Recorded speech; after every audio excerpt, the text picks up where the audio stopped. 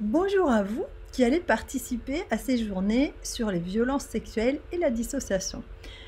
Je vais commencer par me présenter. Donc, je m'appelle Catherine Solano, je suis médecin sexologue et andrologue et je consulte à l'hôpital Cochin à Paris en urologie. Alors, à la base, je suis de formation de médecine générale, mais depuis 20 ans à peu près, je consulte uniquement en sexologie. Je fais aussi des sexothérapies et pour ça, je suis formée à l'hypnose ericksonienne, à l'EMDR, à l'intégration du cycle de vie ou ICV, qui sont les 3 méthodes que j'utilise le plus. J'ai aussi d'autres formations en psychothérapie, en EFT, en brain spotting, thérapie sensorimotrice, thérapie stratégique, mais vraiment le cœur de ma pratique, c'est la sexologie, la sexothérapie, l'EMDR, l'ICV, l'hypnose ericksonienne. Voilà. Il faut vous dire aussi que je ne fais pas uniquement des sexothérapies, je suis aussi sexologue médicale, donc je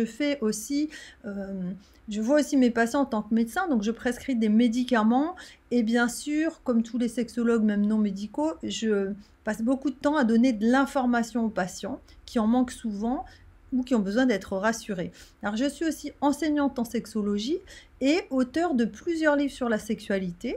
En particulier, j'ai écrit un livre qui s'appelle « Les 3 cerveaux sexuels » et 2 livres sur la mécanique sexuelle des hommes, l'un qui concerne l'éjaculation et l'autre l'érection. Et puis mon dernier livre s'appelle « Le grand livre de la puberté », donc il est destiné plutôt aux adolescents et aux parents qui veulent leur parler. Voilà. Alors, sur le sujet des violences sexuelles et de la dissociation, moi, je vais vous donner le point de vue du sexologue, ce que j'observe dans ma pratique.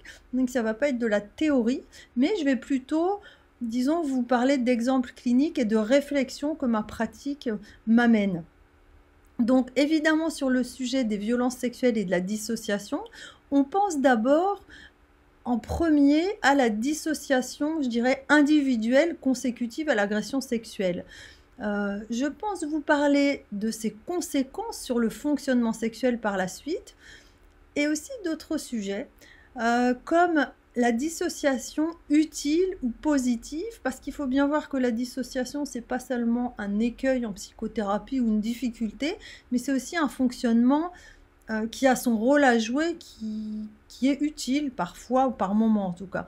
Et puis, je voudrais vous parler de dissociation sociale empathique, c'est-à-dire, ou sociale, c'est-à-dire qu'on n'est pas seulement dissocié individuellement, mais par rapport aux autres. Et puis, la dissociation de l'entourage, comme vous le savez, qui minimise souvent, qui efface ou semble carrément oublier qu'il y a eu une agression sexuelle ou un viol. C'est extrêmement fréquent. À côté de ça, il y a une dissociation encore plus large qui est la dissociation dans la société par rapport aux faits sexuels graves. On le voit énormément, on en parle beaucoup.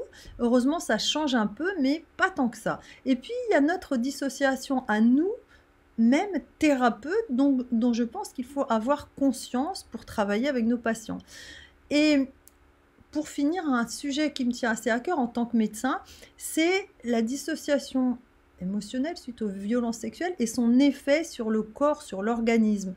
Donc, ces effets somatiques, en tant que médecin, je trouve que c'est quelque chose de très important auquel on ne pense pas souvent et moi-même, j'en avais pas tant conscience que ça il y a encore quelques années.